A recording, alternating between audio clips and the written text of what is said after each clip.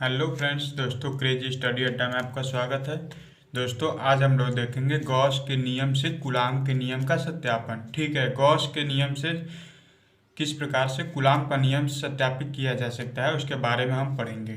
ठीक है, तो इस पर देखिए प्रश्न किस प्रकार से पूछा जाता है। प्रश्न देखिए पूछा जाता है कि गॉस के नियम से कूलाम के नियम का निगमन कीजिए। ठीक है, ये देखिए 2018 में पूछा गया था।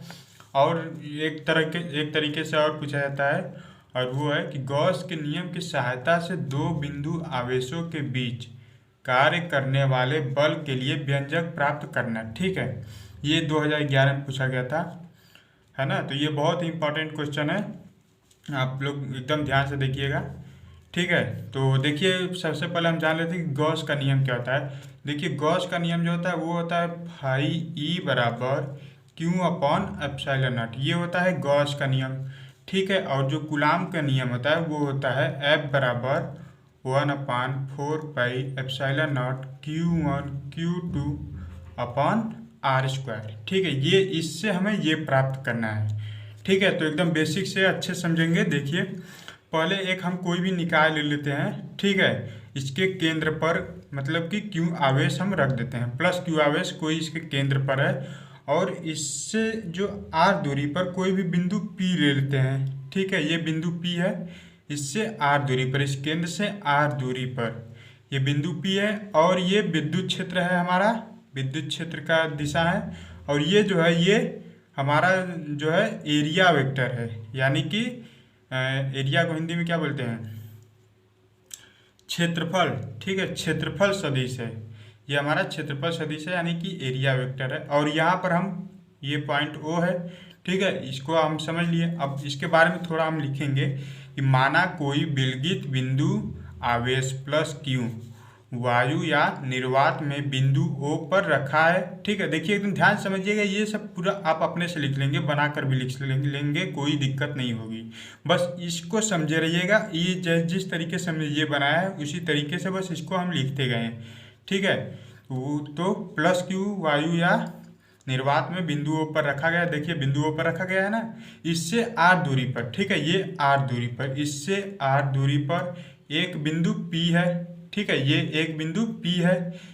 इस बिंदु से गुजरता हुआ आवेश को, ठीक है, इस बिंदु से गुजरते हुए आवेश को परिबद्ध किए हुए एक गोलीय गॉसियन पृष्ठ है ना। गोलीय गॉसियन पृष्ठ कौन है, ये है ना, ये जो एरिया है, ये क्षेत्र जो है ये गोल, ये हमारा है, ये गोलीय गॉसियन पृष्ठ है। ठीक है, गोलीय गॉसियन पृष्ठ खींचा गया है इस बिंदु पर Q के कारण।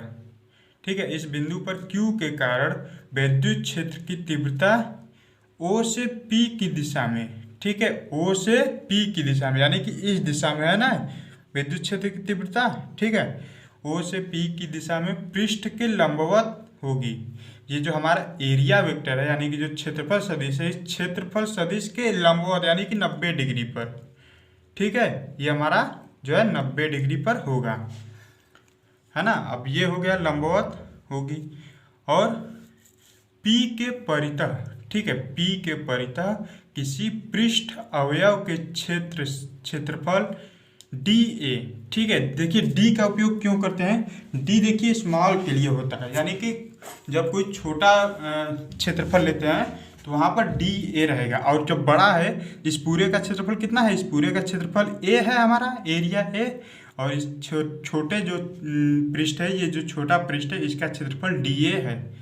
ठीक है, क्षेत्रफल DA का क्षेत्रफल सदिश DA भी E की दिशा में होगा। ठीक है, ये जो क्षेत्रफल सदिश DA है, ये तो क्षेत्रफल है, और इसका जो क्षेत्रफल सदिश होगा वो भी इसी विद्युत क्षेत्र की दिशा में ही होगा। ठीक है, अब आगे हम क्या लिखेंगे कि अतः इस पृष्ठ अवयव से गुजरने वाला वैद्युत फ्लक्स। ठीक है, पृष्ठ अवयव यानी कि ये जो हमारा था, ये पृष्ठ था, यहाँ पर एक छोटा सा पृष्ठ था। ठीक है, इस पृष्ठ से जितने भी विद्युत फ्लक्स गुजरेंगे उसका सूत्र क्या होगा, फाई ई बराबर E इंटू DA। ठीक है, देखिए हमारा जो गॉस का नियम था यही थे ना, फाई ई बराबर Q अपॉन एप्सिलॉन नॉट, और इसको हम कितना लिखते हैं, E इंटू इसको हम लिखते हैं E into D A cos theta, इसको ये भी लिखते हैं, दोनों ये जो है कॉस के नियम में मिलता है। ठीक है, तो डी फाई ई बराबर क्या हो जाएगा, ई इंटू डी ए, इसके बराबर हम क्या लिख देंगे, E into D A cos theta. ये व्यापक रूप में कॉस थीटा के रूप में होता है। ठीक है, वैसे तो सूत्र ये है, लेकिन इसका जब व्यापक रूप देखेंगे तो ये E D A cos theta होगा। और देखिए, चूंकि चुंबकीय क्षेत्रफल और सदिश क्षेत्रफल की दिशा समान है। ठीक है, यहाँ हम लिखे थे ना कि क्षेत्रफल सदिश डी ए भी ई की दिशा में होगा। ठीक है, जो डी ए है यानी कि क्षेत्रफल सदिश है वो विद्युत क्षेत्र ई की दिशा में होगा। यानी कि अगर इस दिशा में चुंबकीय क्षेत्र है तो इस दिशा में हमारा सदिश क्षेत्रफल भी होगा, क्षेत्रफल सदिश भी होगा। यानी कि दोनों का बीच कोण कितना बन गया, 0 अंश, है ना। दोनों उसी दिशा में है तो दोनों के बीच जो कोण होगा दोनों के बीच वो 0 अंश होगा। तो हम थीटा बराबर 0 अंश लिखेंगे। तो यहाँ से क्या आ जाएगा, डी फाई ई बराबर E D A cos theta, यानी कि ई डी ए कॉस 0 अंश। और कॉस 0 अंश का मान क्या होता है, 1 होता है ना। तो यहाँ पर आ जाएगा ई इंटू डी ए, और यहाँ पर 1 का कोई मतलब तो है नहीं। अब यहाँ लिखेंगे कि अतः संपूर्ण गॉसियन पृष्ठ से होकर गुजरने वाला वैद्युत फ्लक्स। ठीक है, संपूर्ण गॉसियन पृष्ठ से डी फाई ई बराबर, ये देखिए ये पृष्ठीय समाकलन है। ठीक है, इस समाकलन का चिन्ह लगाकर ऐसे गोला बना देंगे बीच में, तो ये पृष्ठीय समाकलन हो जाएगा। और ई इंटू डी ए हो गया। ठीक है, अब ये ई को बाहर ले लेंगे, सिर्फ क्षेत्रफल का समाकलन करेंगे। तो इसका क्षेत्रफल, पृष्ठीय क्षेत्रफल कितना होता है, किसी भी वृत्त का पृष्ठीय क्षेत्रफल होता है, या किसी भी गोले का पृष्ठीय क्षेत्रफल होता है 4 पाई आर स्क्वायर। ठीक है, तो E into 4 pi r square हो गया। अब देखिए, परंतु गॉस के, है ना, परंतु गॉस के नियमानुसार, ठीक है, परंतु गॉस के नियमानुसार, वो लाइट चली गई थी। तो परंतु गॉस के नियमानुसार डी फाई ई बराबर क्यू अपान एप्सिलॉन नॉट, ये हो जाएगा। ठीक है, अब यहाँ पर देखिए डी फाई ई के स्थान पर क्यू अपान एप्सिलॉन नॉट रख देंगे। ठीक है, यहाँ पर डी फाई ई के स्थान पर क्यू अपान एप्सिलॉन नॉट हो गया, बराबर क्या हो गया, ये इतना हो गया E into 4 pi r square. अब देखिए यहाँ से इसको यहाँ इधर लाएंगे तो कहाँ चला जाएगा, क्यू के नीचे आ जाएगा। ठीक है, तो यहाँ पर हमने क्यू के नीचे के लिए 4 pi r square, epsilon naught तो पहले से ही था, ई बराबर हो गया q upon 4 pi r square epsilon naught. ठीक है, अब ई बराबर इसको अलग कर देंगे क्यू अपान आर स्क्वायर को मल्टीप्लाई के रूप में, तो हमारा हो जाएगा 1/4 pi epsilon naught into q upon r square. ये देखिए समीकरण नंबर 1 इसको बना लेंगे। ठीक है, देखिए ये हमारा समीकरण नंबर 1 हो गया। अब इसके बाद हम क्या करेंगे, और अब लिखेंगे कि यदि इस बिंदु पर, ठीक है, यदि इस बिंदु पर एक परीक्षण धनावेश क्यू नॉट रखे तो क्यू नॉट पर आवेशित बल क्या होगा, यह बराबर क्यू नॉट इंटू ई, यह बराबर क्यू ई, ये तो सूत्र पढ़ा ही होगा आपने, यह बराबर क्यू ई, ये सूत्र होता है।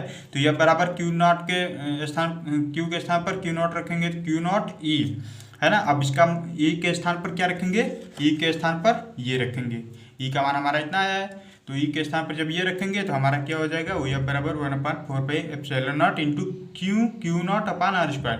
देखिए ये क्यू नॉट जो है ये Q1 Q2 के स्थान पर है। ठीक है, तो अब क्या लिखेंगे, यही कूलाम का नियम है जो गॉस के प्रमेय से व्युत्पन्न किया गया है। ठीक है, देखिए गॉस का प्रमेय हमने लेकर चला, डी फाई ई बराबर E into D A cos theta. ठीक है, ये हमने लेकर चला और हमने क्या ला दिया, कूलाम का नियम ला दिया, है ना। तो गॉस के नियम से कूलाम का नियम आ गया। ठीक है, तो आई होप कि आप लोगों को अच्छे समझ में आया होगा। और दोस्तों अगर ये वीडियो पसंद आया तो कृपया वीडियो को लाइक और शेयर जरूर करें, और अगर आप इस चैनल पर पहली बार आए तो कृपया चैनल को सब्सक्राइब कर लीजिए। Okay, thank you.